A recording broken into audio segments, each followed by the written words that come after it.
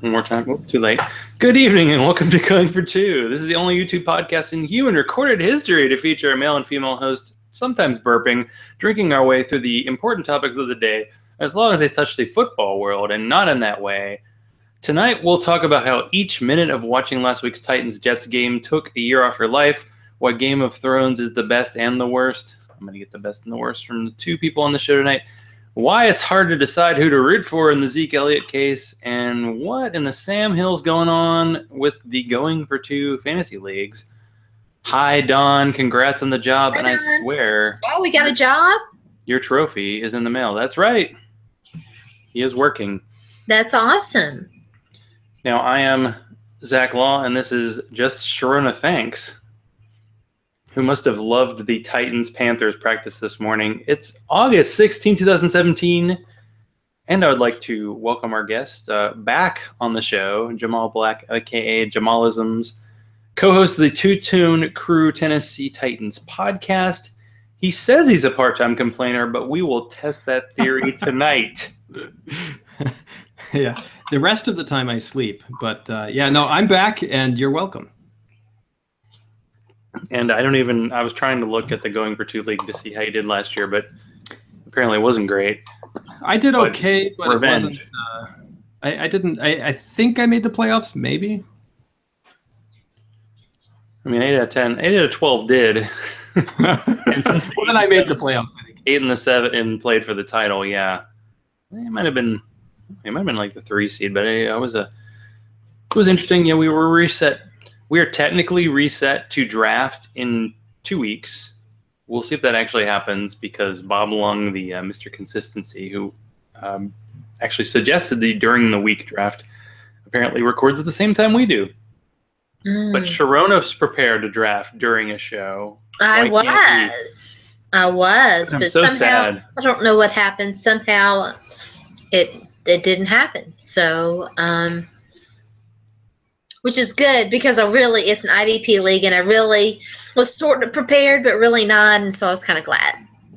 And it's a snake draft, and those kind of give me trouble because I'm pretty new to them. By the way, I do want to talk about the auction draft, the ESPN auction draft, and all of that. Not necessarily right now, but before the show is over.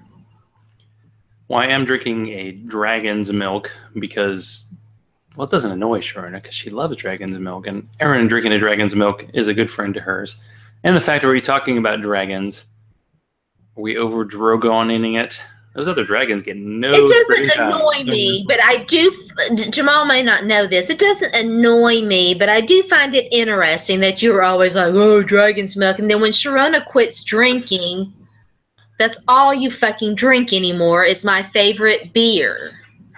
I learned to love it. I'm on a barrel-aged kind of push, and I'm going to get a local one tomorrow night, hopefully a barrel-aged stout. Maybe I'll save one for opening weekend, and now my cat's meowing outside the door. The cat has no interest in being on camera, but all of a sudden the door's closed. Hey, that is not allowed. Okay, well, we got to start in like a light topic because so much heavy stuff going on right now. Sure. And I'm not talking about people standing in front of dragons. So Mike Mularkey just didn't get a lot of play today, shockingly. Mike Mularkey has the 6th highest odds of winning Coach of the Year. Let's let our guest talk about this first, and then because I feel like Sharona has thoughts, and we're not going to gilly her just yet. Okay. All right. Well, so I wouldn't be shocked if he won Coach of the Year. I think that he probably has a better chance than a lot of the people above him. When I was looking at the listing, like Bill Belichick to win Coach of the Year, you expect him to win 11, 12 games this year. So what can he do to win Coach of the Year?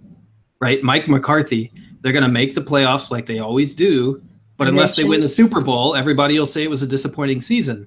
So I think Mike Mularkey, if things go well, if we touch on the Titans beyond this, there's a chance that the Titans are better, but with a worse record.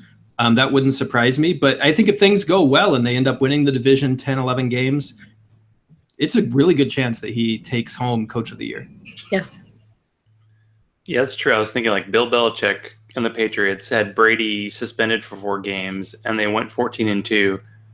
And did he get any votes for Coach of the Year last year? I mean, I know he's won it probably at least like twice, but he probably could have won it as often as, Peyton Manning won like MVP during his career.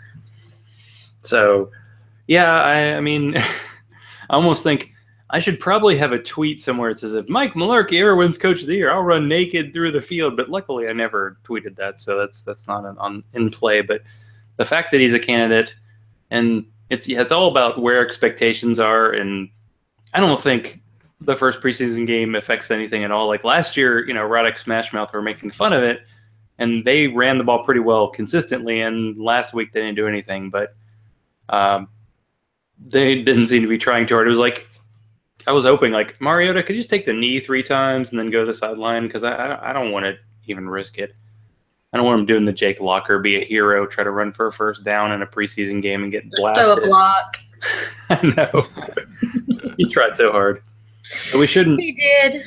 So we shouldn't overrate. I guess I'll ask Jamal. So this year, are you planning, since you're like very far away, of joining any Titans games or?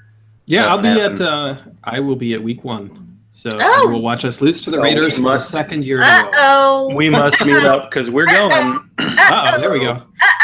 Yeah, I went to the Raiders game last year, so that was disappointing. But then the season turned around, and so now I'm foolishly thinking, let's do it again. Okay, well, we usually meet up with Josh Gunnels, who writes for Music City Miracles, and he always grills, and so yeah, we're gonna meet up. So that'll be good. Yeah, we'll be good. Now I'll see if I can find my eye patch before I show up. Since you do a Jamal, Titans. I'm going to depend on you to protect my beers from Zach. Oh yeah, well, you won't have to protect them from me because I drink coffee and soda. Oh, see, there you go. See, I'll hold him at bay for you. He's gonna have like 7 Coke Zeros before the game. I won't be drinking. It's awesome, man. I won't be drinking until then, but I did promise Zach that I would have at least 1 beer with him while I'm in Nashville. So, have you ever? I don't remember. Have we talked about this? Have you ever been a drinker? Have you just completely teetotaler? No. Well, so there are 2 things. One, there's some history in my family with alcohol that's not so pleasant. Right. But probably more than that, because people with that sort of history tend to drink more often than other people. But it's actually against my religion. Or the other. That makes it easy. Okay. And I'm sorry, Sharona, I don't think I gave you an opportunity to comment on the Mike Mularkey. We gillied her. You did gilly me. Zach gillies me all the time. She didn't say anything because I didn't let her. I would just point out that Sharona was the one telling everybody that they needed to give Mike Mularkey a chance and that maybe he hadn't been put in an opportunity to succeed before being with the Jacksonville Jaguars and the Buffalo Bills, and that, patience was going to be needed, and there you have it. Yeah, you were telling me that, I think, directly. And I think I said no. I think you did. I think what I said is, I am a free agent fan. I am not a Titans fan. That lasted about a month. So you told me, I think today or maybe yesterday, that you didn't get the memo when I came back. I came crawling back before the season even started. I tried to start following other teams, so I was like aware of the whole NFL, and it was like, I don't care about these other teams. And so it is what it is. Yeah. But the year turned, for 3 or 4 weeks, I was tooting my own horn. I'll tell you that. And then by the end of the year, whatever. Now I'll just say, well, it's not Mike Mularkey. It's John Robinson. John Robinson's the reason they're good. Mike Mularkey's just along for the ride, right? Right, whatever. It's possible. The old man coaching staff, something about that is actually working. So we haven't had a chance to ask Jamal. It's been a while since we had him on. What do you think about this Titans 3rd team, sale? It's a weird story because you can't just buy a 1/3 of the Titans. You have to buy a 1/3 of Bud Adams' other industries that may or may not be as viable as coal. And I see a cat behind you, Sharona. Oh, I was gonna say behind me. I have a cat. No, our cat died actually. So It would be interesting if you saw one. I find it a bit fascinating. So there's the whole thing with Lockenfora and whether or not you want to give him credit for having said this was an issue, and maybe 1/3 of the team wanting out is one of the reasons he kept pushing it so hard. So there's that whole thing, but I just find it fascinating. It's like I don't know how much you guys are into video games, but the Titans are like a bad bundle from GameStop, you know, where it's like the thing you want plus 20 things you don't want that you have to buy at MSRP, and you end up spending a ton of money, more than really what you wanted to spend. So yeah, people who are rich, filthy rich, the NFL is prestige, and you also get pretty good return on the money. I mean, they just bankroll money all the time. But you have to buy like a nut farm and an energy company or something. Like, those are not prestigious. And if you go with the estimates that I think I saw on Twitter, I want to say that I saw the Titans, 1/3 of the Titans might be worth around $600 million. So just a little bit. But then Paul Kuharski was saying 1/3 of that trust could be worth 1.1 million. So you're almost paying like double for what you really want. It's crazy. So I wonder how it will end up going down, how much interest you're going to get from other people, whether or not the fact that it's paired with the trust is goofy.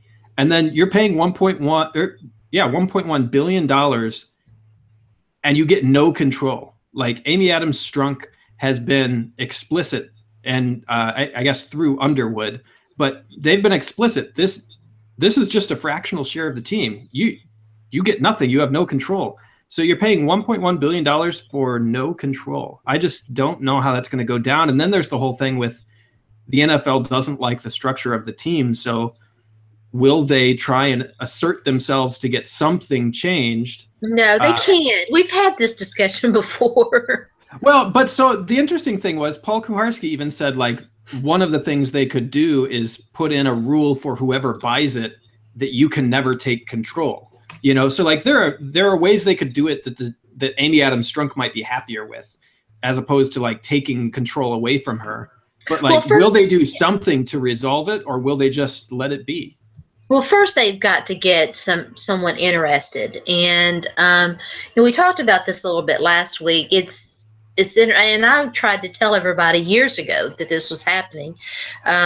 It's interesting that the family situation has gotten to this point, because this is one of the daughters, and I've meant to go back and look and see who's associated, because I haven't paid attention to it in a long time, that it got this far, and that there's that kind of dissension is not a good sign among the heirs. But there's always the possibility that whatever is going on behind the scenes with all of Bud's properties will get resolved, and there won't be the NFL. Back to the NFL thing, and anytime PFT is the worst to do this. Anytime anybody talks about this, it makes my head hurt, because the NFL absolutely can't do anything. Okay, they're minority owners with other NFL teams. What they're mad about, it was what they've always been mad about with the Adams family and with the Titans, and that's that they don't play the NFL's bullshit game. They never have. Bud never did, and it's like I told Zach last week. Bud will be in the Hall of Fame if he had.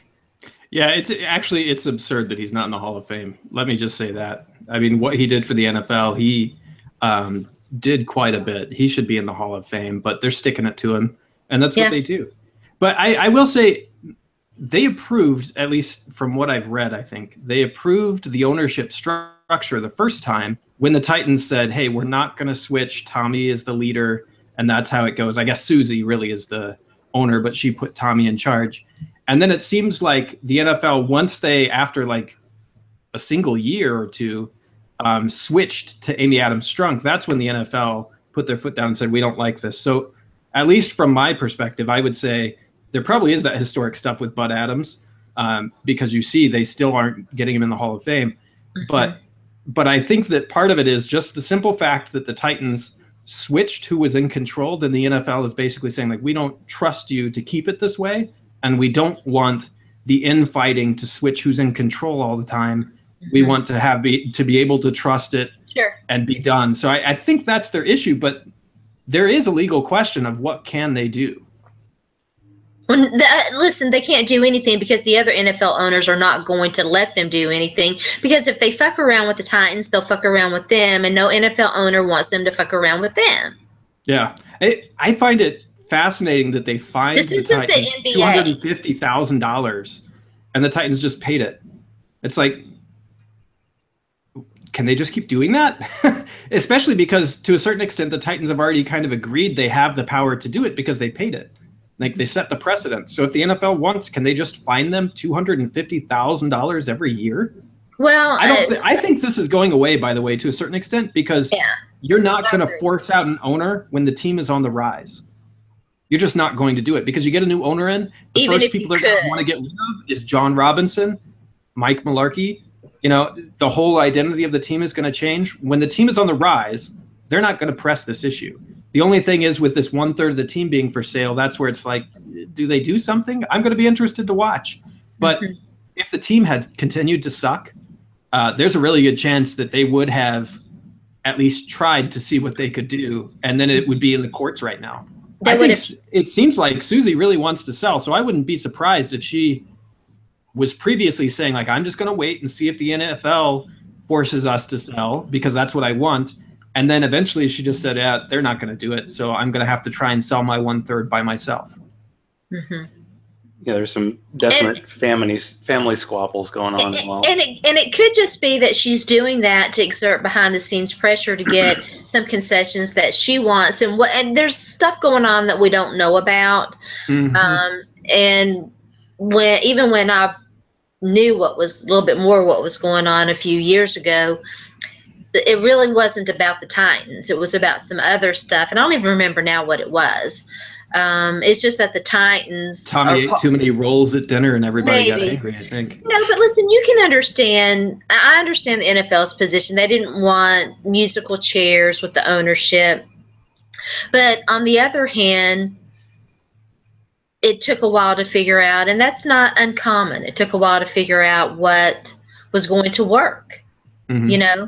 They thought that Tommy could do it, and it wasn't just Tommy, it was other people that they had in charge. Right? I mean, I think we can all agree that it was the structure that they had was a problem. Tommy didn't know. Tommy didn't want to know, and Amy does. Amy's, she wanted to be given that opportunity to grow into that spot that she's been put into, right? Because it was always Bud's team. It was never theirs. And, so now they've got good people, better people. I'm still not sold on John Robinson, but the better people. I like that. She is not sold. But we'll let you You're not sold on John Robinson later. But you trust Mike Mularkey? I didn't say I trusted Mike Mularkey. I said you had to. But you like him as a coach. Between the two, who are you sold on more? Neither. Oh, okay.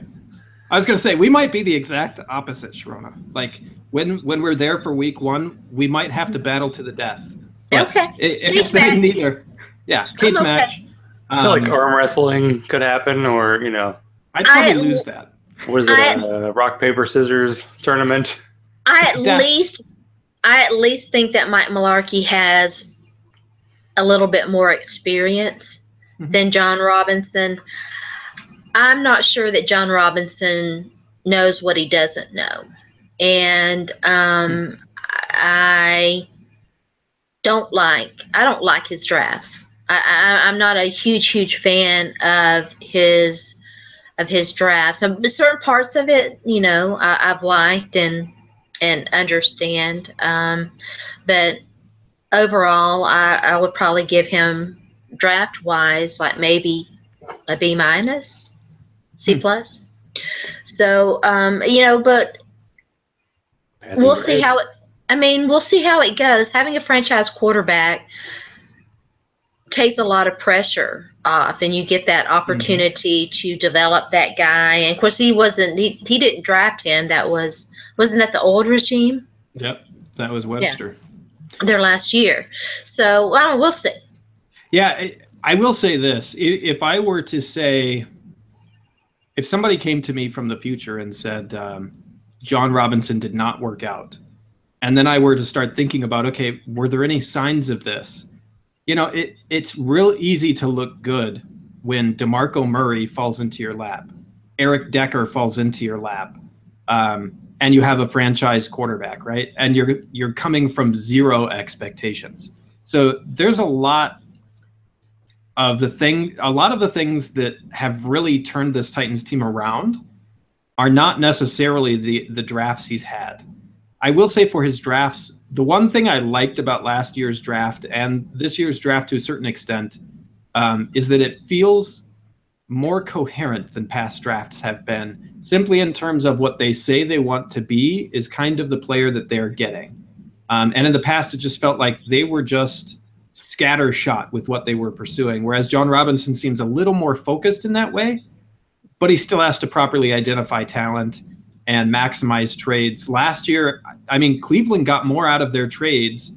They may not have selected as quality of players, but they got more out of their draft position than we did, and they were a spot behind us. So to a certain extent, negotiating power is a question at this point. So, I mean, you're not crazy off base, but it's very much against the flow of the common Titans fan, which is usually what I do, not what other people do. So it's always interesting when I'm more aligned with Titans fans than others. Yeah, I'm not used to that feeling. I'm more of a hater than someone else. I'm not a hater. I'm just saying, she's a sober Titans fan. We'll put it that way. Maybe at least tonight. Sharona, maybe you're like Tyrion. You're no good when you're sober. You need to drink. No. This could be bad. This would go bad places. I don't know. Do we need to skip ahead and go to Game of Thrones? Let's go to Game of Thrones. I have so much like NFL stuff on this list, but you know what? No, we can't. That's not where we are. So this is it. Like, they hit the gas pedal on Game of Thrones, I think, when they basically said, hey, we're doing 2 more seasons. And they had to piss everybody off and go, no, we can't do 10 episodes a season. We should do 7 and 6. And why? And I don't know. They get paid more per episode. But so this season of Game of Thrones has definitely put the pedal to the metal. We're getting all these great groupings of people who have not been together ever or for like 6 years. And then, we have the weird Magnificent Seven going up to Beyond the Wall. The Fellowship of the Night King. Because somebody developed Hyperloop travel in there because people travel really quickly. But the only people who don't... Go ahead. I just have to give Zach props because he usually sends me shit. And I'm like, why did you send me that? I didn't want to read that. And so, but he sent me a Game of Thrones wrap up that I laughed hysterically at. It was so good. Anyway, go ahead. I'm sorry, Jamal. I was just going to say, the only people who don't go faster than is at all rational or believable is the enemy, right? Like, I'm actually going to, somewhere or another, I saw today, and I'm going to retweet it now, but for all of my 0 followers who haven't blocked me, this will be really good. It's basically a path of, since Jon fought them at Hardhome, where he has gone, and then where the Army of the Dead has gone, and where they're meeting up. It's insane. I want to see that. Yeah, so I just retweeted it. It's retweet Tim Stavros, I think. And it's just like this huge green back and forth zigzag, and then this little tiny red line is where the enemy has gone. True, because like in season 1, let me find. I think we get to see the Army of the Dead, and then by the time they actually get like Jon Snow fighting them, it's like 4 seasons later, and they're apparently they don't sleep, they don't eat, so they should move faster than a human army, but. Yeah, we'll see, because it is going to be like 7 people against, like, it's got to be an army of the entire army of like thousands, hundreds of thousands, and they're gonna battle them though. Here's the thing, and it's consistent with a lot of my complaints about this season. So I think I said before the show, or I jokingly messaged you. I said, I'll complain about the show and you guys lie and say it's not bad. I think it's the best season ever. Really? Yes.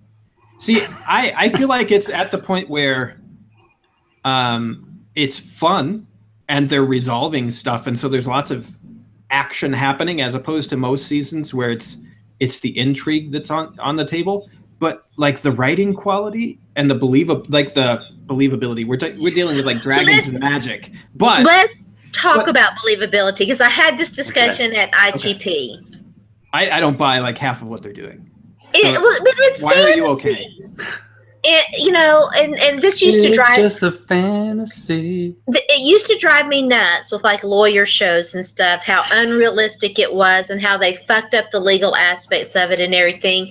But with my fantasy, I don't really want much reality. I get too much reality as it is. I mean, I cautiously. In Trump's America, reality slaps you in the face all the time. Cautiously peek at social media to see if it's safe to go on there, and it's usually not. And anyway, so when it comes to my fantasy stuff like that, I'm okay. I know Jamie was back at King's Landing in like the blink of an eye, like he had a dragon, he was flying, but I mean, they were close in that case. I mean, they said the gold had just gone through, and they were in the same train, so it couldn't have been more than 10 miles. But even 10 miles there, it's at least a day or two. Sorry. I'm killing you. I apologize. You are killing me, but they have to do that to move it along. I was afraid that it would really drag and it would really dragon. Yeah, dragon and all of that. I don't mind the fantastic, but part of that too is you were talking about gaming earlier. My favorite gaming genre is RPGs, role-playing games, and fantastical stuff happens in them all the time, and I'm okay with it, and it's cool, and and that's fine. To me, why I like, and maybe this is just a difference because boys have a penis and girls have a vagina. I don't know, but I feel like this season, it's more. You're seeing more of the characters being who they are and showing who they are and really coming out and being 1000% versions of who they are, if that makes any sense. And the interactions between the characters are, I mean, like the last episode, and Zach will tell you this, like last year, I would let episodes pile up, and I always watched and got caught up in everything. This year, I'm like staying up with it and watching it, and like after the episode Sunday night, I watched it again. I was backing it up and watching it. And it was giving me feelings, and it was awesome. Dallas had some good lines this episode. He was just bringing in. I feel like. See, okay, so disclaimer, I'm a book reader, so I'm an elitist on the subject. Only fair to say. But he drinks coffee and knows things. Yeah. But I feel like the characters aren't being themselves, and that's what I have trouble with. Like, a lot of character decisions just don't feel consistent with who the character is. Like what? And things... let's see if I can come up with a good example. So I tend to believe that Cersei, before I forget, if you're really interested, Spain, HBO, accidentally aired this upcoming episode already, so you can go download it if you want. But they've got it up on Deadspin. You can read about it if you want. Did you? No. You know what? I've been avoiding spoilers on everything. I refuse to watch previews for movies that I know. That's true. This week, I know like the pre-part before the show, they always show something is going to happen. So I actually fast forwarded through this week. Just like, let's just start fresh. Let's go. I need an example, Jamal, because I'm willing to. Okay. So there are a couple of things that make no sense to me. So one, I tend to think Cersei is lying to Jaime, right? I know a lot of people do. I think she's preggers. No, but this is the thing. That whole prophecy that they made such a big deal of, that has like guided her life and has haunted her whole life. The prophecy was you'll have 3 children gold their crowns and gold their shrouds. She knows and she believes like deeply that prophecy is true. So for her to think anything about being pregnant, like if she thinks she's pregnant, she knows it's going to go away, right? She's going to miscarry somehow. That's the only consistent thing with her character. That's all I remember. If she knew all of that, she would never have had her kids to begin with. She would have never done any of the things that she's done. Well, but I mean, they brought it into the show, like the whole flashback. I don't remember what episode it was where she had the flashback. I saw it. I remember it. Yeah. And they made a big issue of it. And then they've had, like, when her daughter died, she asked what color was her. She didn't call it a shroud, but like, what did they bury her in? And Jaime says gold. Like, Cersei's always constantly checking to make sure that things are consistent with this. And she might have even had a conversation with Jaime. But Cersei always believes that she can beat everybody. Prophecy, everybody, everything. And that doesn't mean that she's going to carry this baby to full term and survive the upcoming carnage of what's going to take place. Yeah, but so I think she's lying to Jaime, and it's just a power move because she can sense he's moving away from her potentially. That's and so true. it was a power move. It was the classic, I'm pregnant, oh crap, no, I can't leave. She played it up big time because she didn't just say that. She had, Qyburn in there, and she was like, by the way, I know about your whole meeting with Tyrion, and I let it happen. And she was mad at Bronn. I'm like, nothing can happen to Bronn. Well, they proved that. I was kind of hoping Bronn and Jaime got captured because it made no sense. They just like, oh, he's falling into the deep lake when he's like 2 feet away from it. And somehow he and Bronn like swam with full body armor like 300 yards away, and they didn't chase him. And I was thinking Jaime was going to get captured, but nope. Not only did they not chase him, like, okay, so why wouldn't they chase him? Well, it seemed to everybody like he got roasted by the dragon, right? Like, Dany would not have known that he got knocked off his horse. And that dragon flame is turning everyone to complete ashes. So they wouldn't actually know that he survived. So I could buy off on that a little bit. But then Tyrion, without any knowledge that Jaime survived, he's like, I'll just go to King's Landing and talk to Jaime. It's like, wait, didn't you just see him charge the dragon? So if you knew he was alive, then it makes no sense that you didn't chase him down. Like, there's just inconsistencies there. But I'm not going to be able to come up with a great example, but how about this? Dany will not support Jon, right? She will not go north and fight the evil undead army. Like, she's making him sit there as a half prisoner. And then Bran sends a message that says exactly what Jon has been saying, and she knows nothing of Bran, right? So, like, all the message said was, hey, the evil army is coming. It's like, so what really got added to the situation? Nothing. They got to know each other. She's like, go ahead and do whatever you want. She was giving him, come on. She's like, did you not? Don't gilly me at this point because this is important. Did you not see all those scenes where they were developing that rapport? And what really did it, though, was Drogon recognizing Jon as a Targaryen. And she doesn't quite get that yet, but that whole scene, that whole interplay scene where Jon trusts the dragon, doesn't flinch, and she's sitting there watching it, I think changed a lot of things for her. I mean, you have to develop these relationships. You're not going to automatically trust Jon in the beginning, and she has no reason to trust any of these people, and he doesn't have any reason to trust her. But he's starting to see all these people who are there with her because they believe in her and they love her. Except for Tyrion and Varys are now like suddenly convinced she needs controlled. Well, they're men. That's quite possible. I like how they both were drinking wine together and discussing her situation. I do think that Daenerys has, I mean, she's a Targaryen. She's got a little bit of the crazy in her, and she likes to roast people. And well, she has to do what she has to do. She's got the Dothraki there, and she can't be weak in front of them. They follow her because she's strong. They follow her because, I mean, not only is she young, she's a young woman. They're not going to be willing to follow a woman automatically anyway. I mean, that's just the way it is. And she can't appear weak.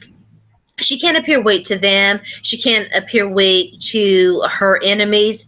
And she knows, and they talked about this in that little snippet afterwards, Cersei's not going to play fair. And they've been forcing her to play on this moral level that nobody's holding Cersei to.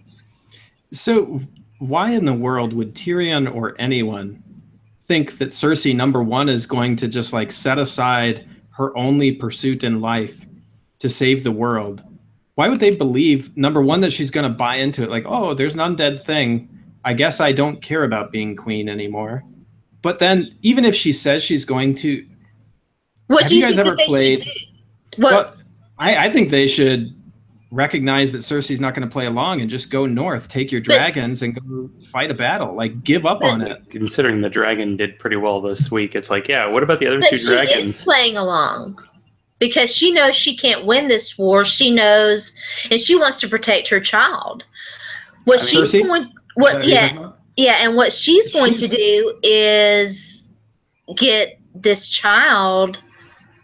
What she's going to try and fight like her father, and she's going to go for an alliance, I think, in some way with this child that she has growing in her belly, and I'm not sure where it goes from there, but she's not going to fight a battle that she can't win physically. She's going to do it through. She's going to work with Littlefinger and try to backstab the Northern Army. This is the problem with trusting Cersei. So it's one thing to question whether or not you can actually convince her to play along, but there's a game that I really enjoy that probably no one else watching this or either of you has ever played. It's called Diplomacy. It's basically, if Risk didn't suck, this is the game. And what you end up doing is you have to negotiate and work with people, and you each like have tokens you can use to basically say like, time out, we're going to go have a powwow and people can talk to whoever they want, and you make these alliances and you end up like taking each other out that way. But the end game is only one survives, right?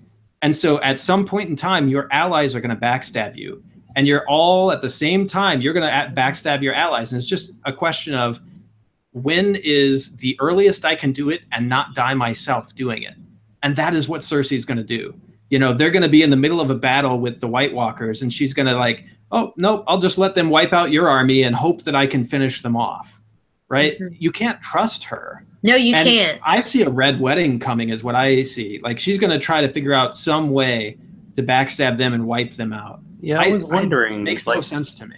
With 2 seasons to go, they've been really shy at killing off major characters. Like, they won't even kill Bronn. They've not killed anyone. I feel like Bronn might, sit on the throne in the end. But what I do like about this season, this season is like subverting expectation, because I assumed this season was they're going to take Cersei out, and then the last season they're going to fight the White Walkers. I was like, well, the White Walkers that interesting a foe, really? Because it's all about the interplay of characters, and there's really no personality or character to the White Walkers. So are they going to get together, take out the White Walkers in some crazy-ass battle in the end of this season, and then the last season was about them?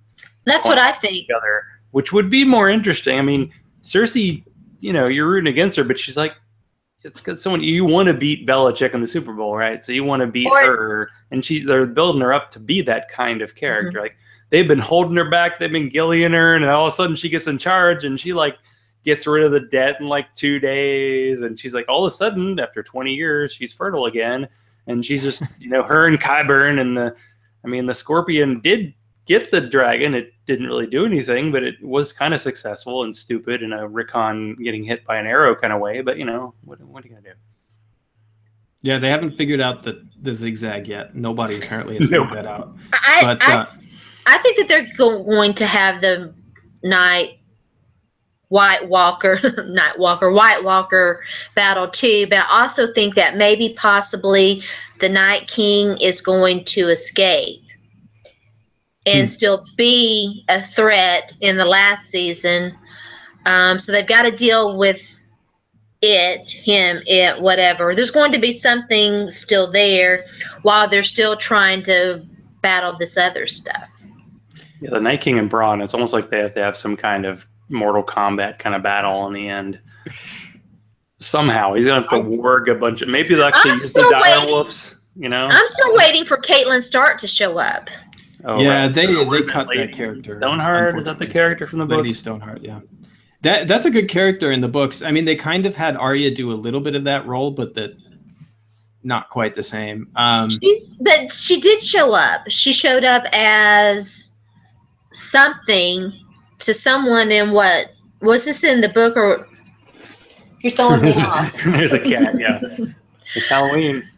I think it was in one of the episodes that she did show up to somebody. I still think Caitlin Stark's going to show up as something. I mean, John came back. The Lord of Light can. So in the books, the person who brings Caitlin back is Beric Dondarrion, who's the well-dressed, eye-patched man who's now north of the Wall of John. He gives his life to Caitlin to bring her back. So they at least didn't do that part. But I find it interesting regarding John being brought back. Beric also brought back the two people who are like undead from the Lord of Light are now north of the Wall going towards the undead army. I wonder if that's going to have any impact on anything. Yeah, I mean, we got to get the. What is their plan? They're going to sneak up on the army. Bowl needs to happen, of course. We need the Clegane showdown again. And they were talking about, like, well, maybe the Hound gets killed and he becomes like a White Walker, and then he's the undead versus his undead brother, kind of in the super undead battle. There's so many possibilities. And it'll all be over, and then all we have left is Mike Malarkey, right? Right. After next year. Jamal and I will have our video games. We'll be the fine. way it's going, like they haven't like announced, because this was the longest stretch between seasons. Are they going to make us wait like a year and like 3 months for 6 more episodes? I don't get why they can't just. Although I think it sounds like they've already filmed it all, and they're already talking about their new show. And boy, they're going to have to reboot that thing, maybe. That Confederates thing. Yeah. Yeah, I'm much more interested in. Have you guys followed? They're actually developing right now either 3 or 5 different shows, and they may not end up producing all of them, but they're developing 3 to 5 different shows in the Game of Thrones universe that they will bring in. And George R. R. Martin has said, like, I can't tell you what they're about, but we're developing a bunch of them right now, and they have different crews working on each. So this world is not going away. But yeah, I don't get the whole 7 episodes, 6 episodes. I didn't get that either. It doesn't make any sense to me. Like, you could, some of the stuff that's been really rushed, you could have drawn it out a little bit better with another episode or 2, but they just don't want to, I guess. It reminds me of what AMC did. Like, they did this with Breaking Bad. They did like 7 and 7, or maybe 8 and 8 the last 2 years, and you had to wait. And they did the same thing with Mad Men, where they did like 7 episodes. You had to wait a year and 7 episodes. And they probably filmed them all at the same time. They're like, no, we got to win some more Emmys. You know, this is important. But yeah, people are not tired of this show. So clearly they're going to do more stuff. And there's so much history as a book reader. I'm sure you know all about it. Like, was it The Ringer has all this Game of Thrones stuff, and then like Ask the Maester, and he knows all the history of all the stuff. And there's so much that like we don't know about, even like 100 years back in this universe that can be played out. So it's good stuff. But I didn't do this last week, and I feel like we got to do it this week. And I don't know, you two can veto me, but I haven't done Over It or Nah with Sharona, and I feel like Over It or Nah. And then we can say Over It or Nah to Over It or Nah. But I think she wants to do it. So I'm okay with it. Let's see how it goes.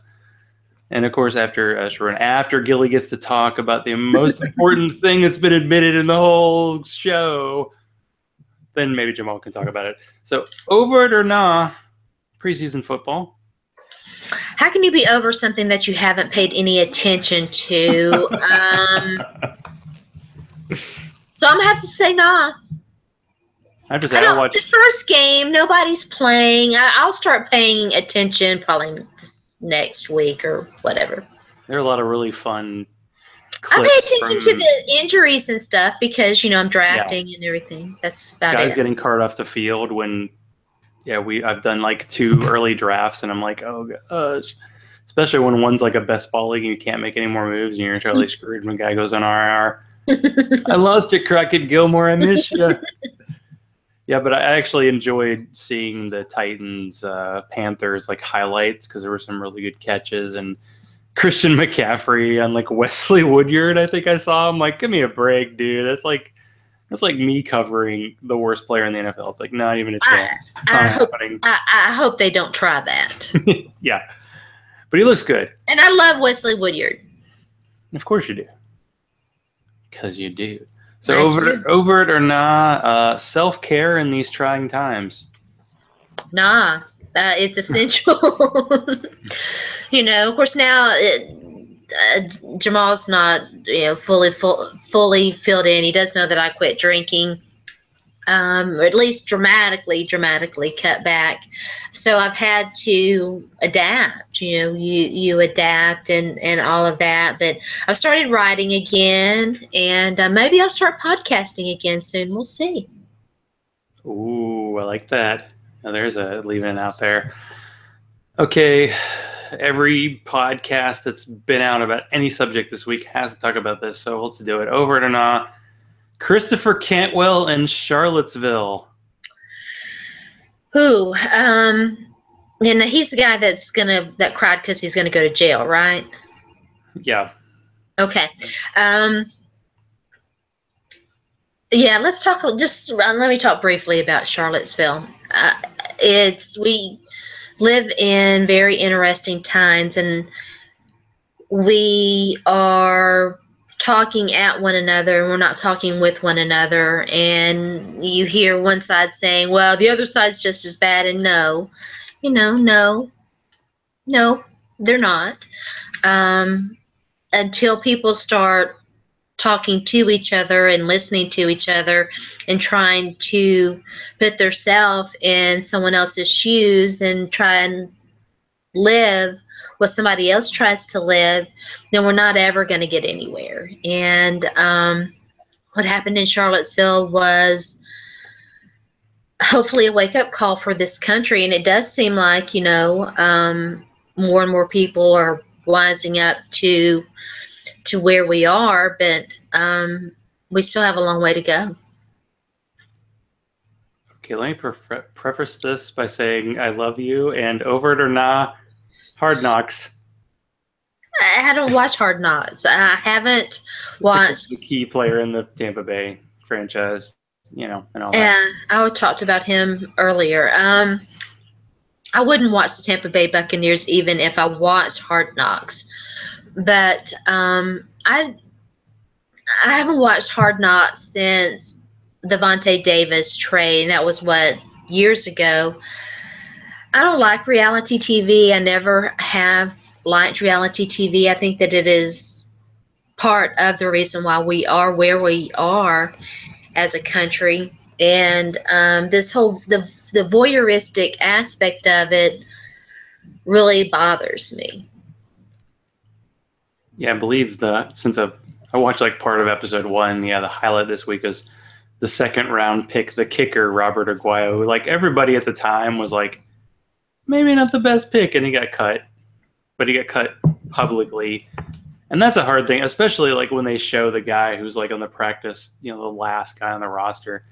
It's going to be so weird this year because usually teams are like cutting from like 90 to 75 to like 60, and they cut in the last week. They're cutting them all at once. That's going to be crazy exodus this year. I think they should give everybody roses, and just like the people who are getting cut are the people still standing there waiting for a rose, like Bachelor. Well, for doing reality. No, I'm being sarcastic. For doing reality TV, that's it. Yeah. I haven't watched one single second of The Bachelor, so I mean I know about the roses, obviously, but that's about it. Yeah, and there's just too much. We didn't get a chance for me to. Sharona actually sent me an article, and it was about Ezekiel Elliott, and that story.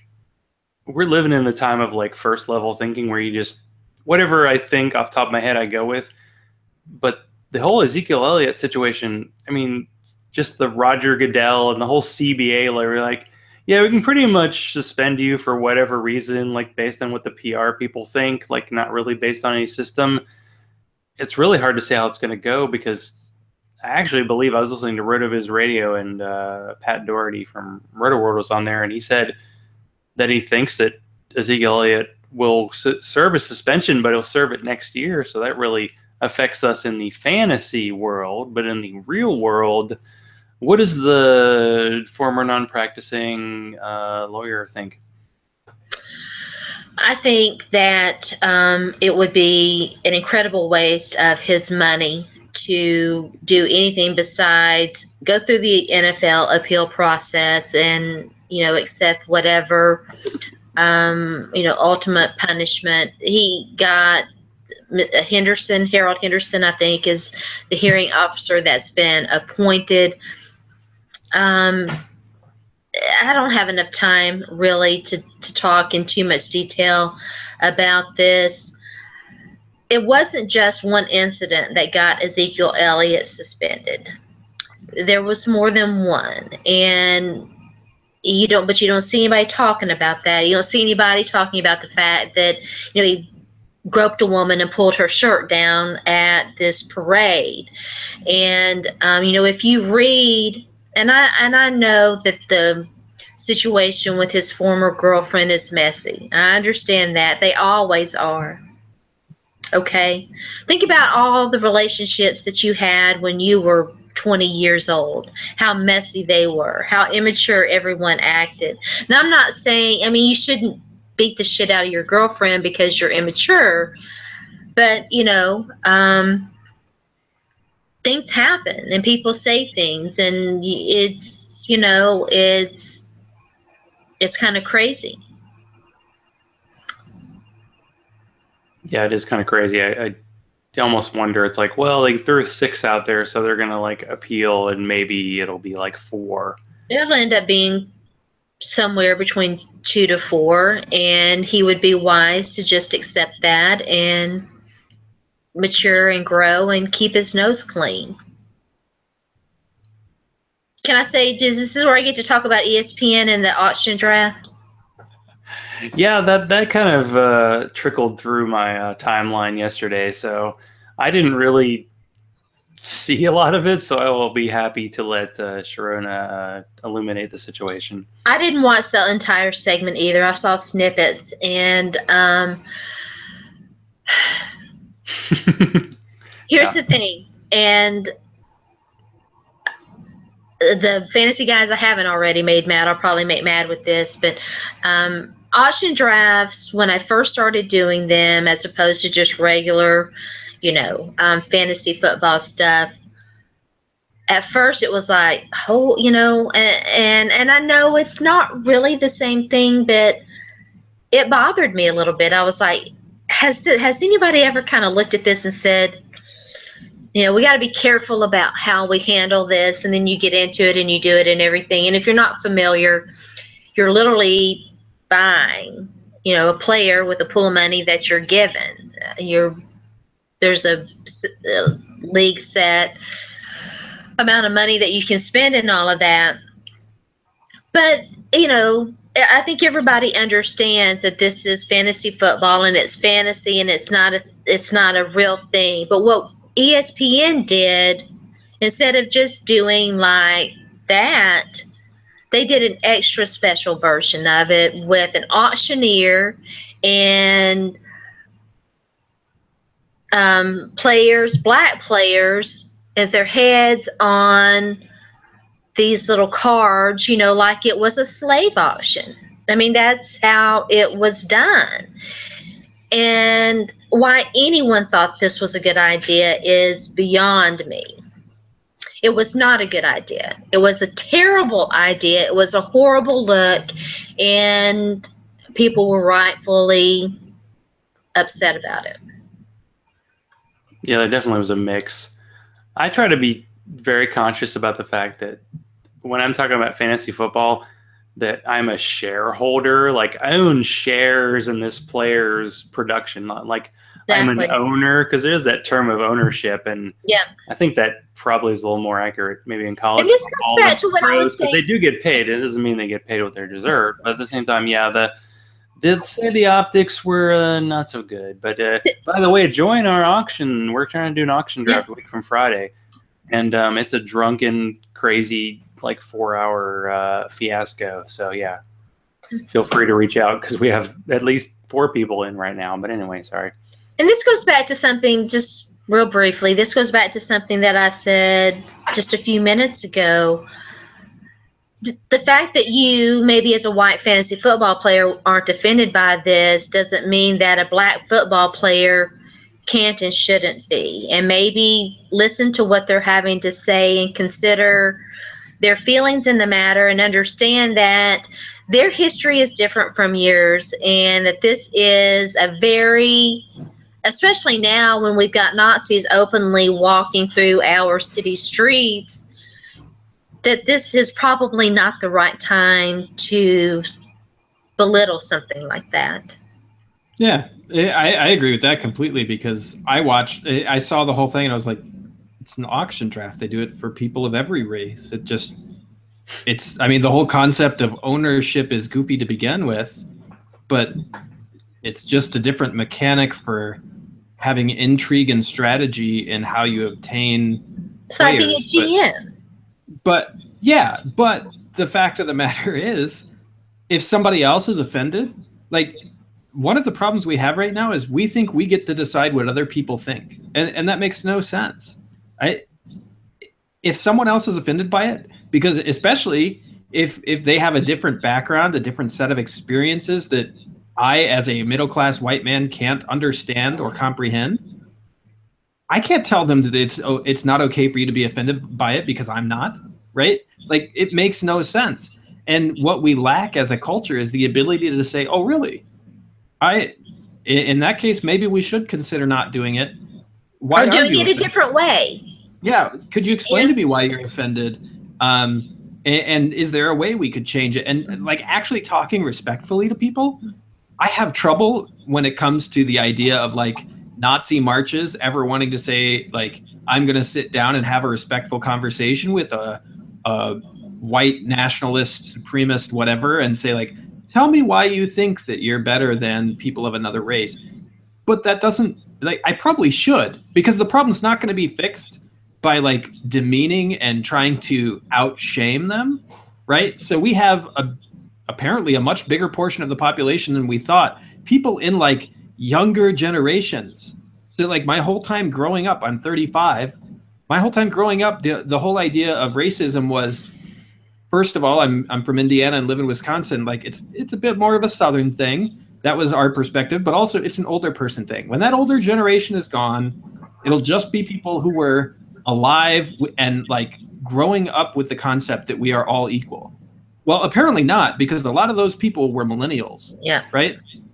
So like that's not going away just because I think that it's completely ridiculous and like insults the very idea of America to me, but humanity, more importantly.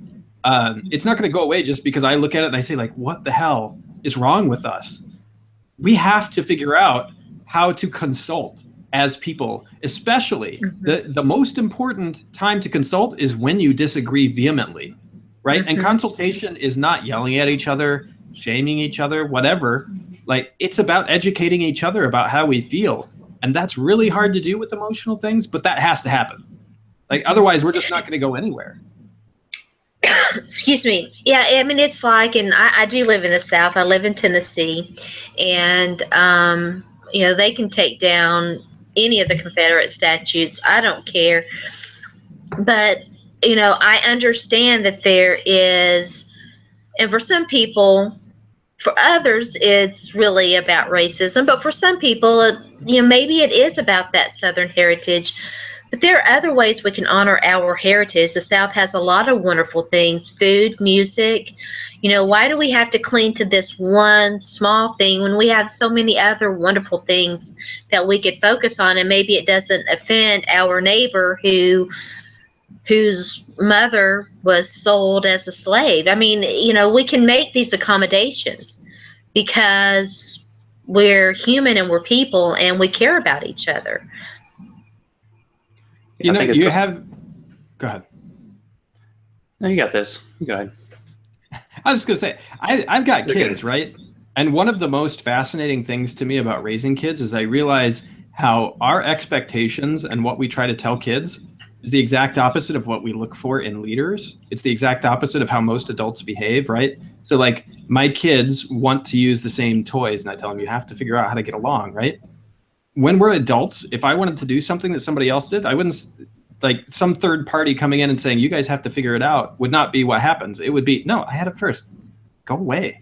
You know, like there is no common level of respect. And I know we don't necessarily need to go political. I don't know what your viewer base is, but like the leader of America right now is not someone who I would ever personally have my children try to emulate. Like I would never set him as a model.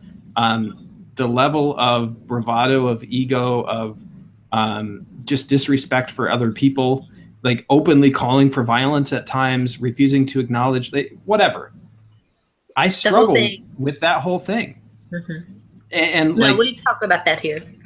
We need to get to a point where we recognize, like, as humans, what is appropriate. So let's say you don't find Confederate statues offensive at all, right? Or you don't find an ESPN auction draft offensive at all. If someone else does, and they legitimately do, right? And you know that it just, at their core, they are truly offended. Why should the fact that you aren't offended trump that? Like, why can't you just say, well, maybe it's best to like err on the side of respect and just we'll figure out something else to do together. Like, but that's just so foreign to so many people that we can't do it. We have to argue for our right. Like, no, I think this, and you have to listen to me, and you have to acknowledge what I think, and we're equal. Well, okay, but like, the fact that you're not offended is not really equal to the fact that someone else is offended. We should respect the fact that they're offended and move on. That's my opinion. Yeah, no, I completely agree.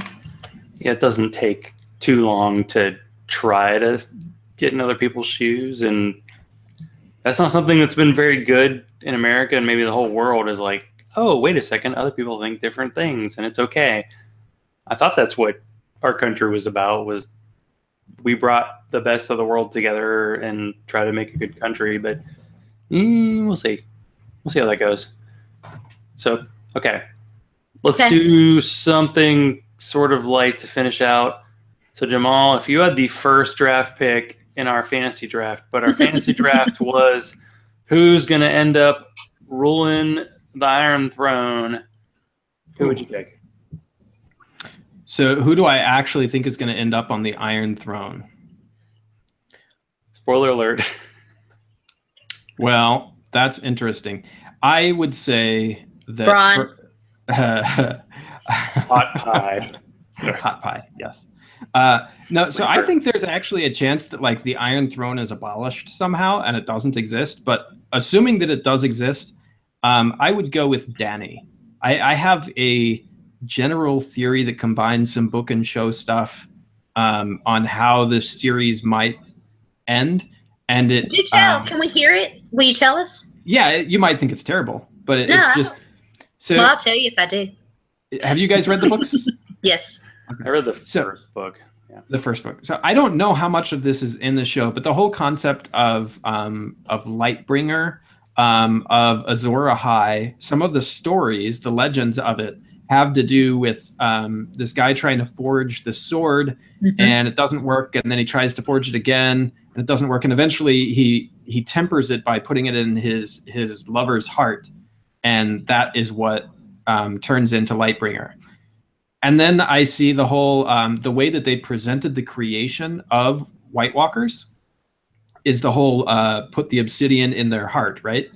And it just kind of adds up to me, and it feels right that one way or another, Jon, and this is where people who have heard me complain about the show's plot being absurd, maybe you'll feel this way about my plot. But regardless, John and Danny being like star-crossed lovers by the end of this series, and John realizing we can't win. Then he ends up finding like a child of the forest or something, and somehow gets himself turned in to a Night Walker. And then it's like he takes over the army of the dead. And that is the show. He has to go live north of the wall, and Danny ends up on the throne. John basically sacrificed himself, turned himself into a Night Walker in order to stop the threat. That's my pet theory. Well, John clearly wants to, like, he's like, I'm not worthy of coming back, and I want to die. And remember him asking Sandra, don't bring me back if I die, and him attacking like the army by himself, miraculously saved many times. Like, you can't put odds on. I feel like, I don't know, there used to be a feeling like anybody could die, and now it's like there are a bunch of characters. I'm like, no, they're not dying. Like Sam, I don't think is dying. I don't think John's dying. I don't know about Daenerys dying. I don't. Does Sam end up on the throne of his little fiefdom?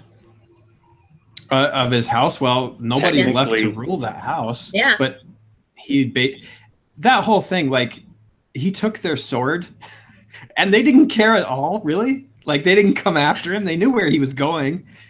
So the fact that he didn't get, like, killed by his father is absurd to begin with. But, I mean, at this point, if it's not him ruling the house, who is it? His son? Well, there is the point that was brought up, like Donna Dickens brought up, like, there are a lot of houses that there's nobody there. Mm-hmm. Like, there's like 7 NFL teams with no coach. That's kind of what the situation is. So yeah, Bronn really is in a good position, because in theory, I don't think there's any winning the war at this point, but I could see him having a pretty good position at the end. He seems to be a survivor. He's going to be the last man alive. Like him. So I will say this, showing my own biases as a man, there are women left in Sam's family who could easily run things and That's or marry. What I was thinking. I mean, his mom's still alive, and so is his sister. Yeah. So I mean, easily you could have, if the world that they're in demands a patriarchy, well, some man just marries in with his sister, and then he runs the house, right? Or marries the mom, and then he runs the house. But you could easily, especially in this show where sometimes women do end up ruling. You have the little girl from the Mormonts. You have Cersei. You have Daenerys. You have Lady Olenna. You even have Sansa right now to a certain extent. They could easily just have Sam's sister take over and show that she's capable. And Caitlyn's sister was Lysa, yeah. Yeah, for a while, and so yeah, I mean, yeah, that could definitely happen. But yeah, I don't know. I think that Danny will end up on the throne. I know George R. R. Martin has said, and I always try to contemplate, like, what could that be? He said the ending will be bittersweet. Oh, so, I don't like that. I don't want bittersweet. That's why I'm like, okay, bittersweet. So some characters Danny's there, but John sacrifices himself. That's another reason why I kind of go with that. But like, bittersweet could also be Danny and John both sacrifice themselves to save the world, and Cersei's still there, and she gets to sit on the throne, the evil bitch. So here's the thing: let's assume Danny can't. Are we certain that Danny can't have kids? No, because the prophecy had some weird contradictory stuff, but theoretically they could find a way to manufacture it. But it was so the same thing with Cersei's prophecy. Well, but so like Cersei's prophecy was you're going to have 3 kids.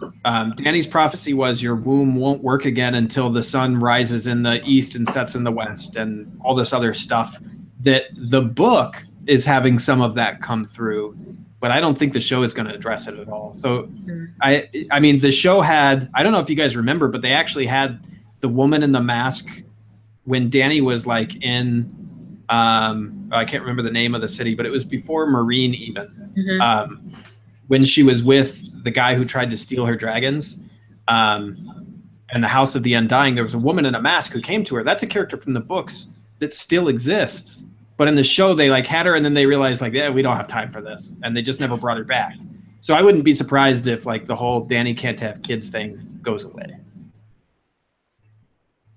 She's young. These things could happen. Okay, well, my goodness, I believe we've passed almost an hour, 10 minutes. So wait, but who are you guys drafting? Who's on the drafting? I took Danny. You guys can take Danny too, right? I'll give Sharona the second pick. If Danny's off the board, who are you taking? He said I could take Danny too. Oh, really? Mm-hmm. Point per dragon? Mm-hmm. Do I go Drogon? Drogon could fit on there. I would take Salary cap league. You're gonna take Danny too. I would take Danny, but if forced to draft someone else,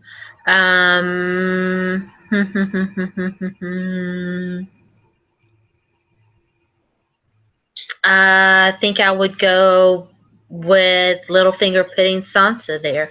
Ooh. I feel like Littlefinger Arya. That's going to resolve itself real soon. I like Tyrion just because I drink and know things, and I drink and don't know things. So that's my house motto. With my Black Kitty sigil, it's perfect. So Jamal, tell people about your Two-Tone Titans podcast, and we're going to meet in person pretty soon. So this is exciting. That's true. I'll have to start working out so that I can be impressive when everyone sees me. No. The Two-Tone Crew is the official podcast of TitansReport.com. If you've never been to that website, brace yourself. People are cantankerous. But the podcast, we get along pretty well. During the season, we record once a week, usually just an hour or two after this. So you could theoretically listen live just after this show ends on Wednesdays. But once the season's over, we all have, well, a couple of us have young kids, and it becomes very difficult. So we're really unreliable in the off season and even in the preseason. But we had an episode last week. We decided we're not going this week, but we'll probably, my guess is we're going to record next week again and then be weekly throughout the season, maybe with a break during the bye week. Sounds good. And Jamalism's on Twitter. Anything else? No, I could talk Game of Thrones all night, but I love that Littlefinger scheming was back. He's pitting Sansa against Arya with that little note she found.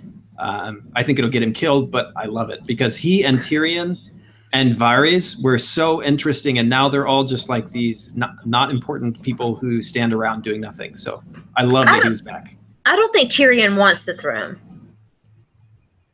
No, I think he wants whores and ale or wine. Yeah, I think that's all he wants. Mm-hmm. To invent the god of, exactly. So Sharona, you're cranking things up. Please tell us what's happening. Maybe. We'll see. We'll see how things go. But I am doing a fantasy podcast with Inside the Pylon called Fantasy Frequency. We have 2 episodes in the book, so you can check that out on iTunes. And, of course, every Wednesday night with my buddy Zach on Going for Two. And that's pretty much it right now. Well, here's the deal. So we've done the Going for Two auction draft, and we've done it on a weeknight the last 2 years. And that's been a little rough for people who have day jobs. So we're going to try to do it on a Friday. So Mike Margosian is going to host us. It's going to be an MFL 10 style, so it's $10 per person. I think the winner gets 100. I can't do those.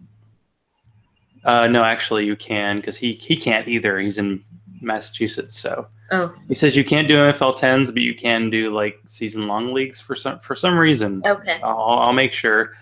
Okay. But I'm trying to schedule it for next Friday, so August 25th, and I don't know half the people in our league, so yeah, we need some additional drafters as well. And we are doing 2 weeks from tonight. Hopefully, we got to make sure it actually works for everybody. We're going to bring back the Going for Two draft. Don Funk defending champion. So hopefully, I'm kind of hoping to get him over here to my place to do live drafting because his dog Penny is really cute, but man, she barks really loud for 2 hours straight, and it's really hard to do a show with that. And Sharona's favorite guest of all time. So yeah, Don wants to defend his championship, and I have to get him a trophy at some point because it's all about the trophy, y'all. It's all about the trophy. So, again, thank you, Jamal, for being on and talking Game of Thrones and somehow not talking for 3 hours, but it was good. And Sharona, again, get to podcasting. We need you. We need you on that wall. We want you on that wall. Zach _law, I just retweet people. That's all I do. So that's and occasionally annoy people. So thank you, everybody, for listening / watching, and kiss my grits.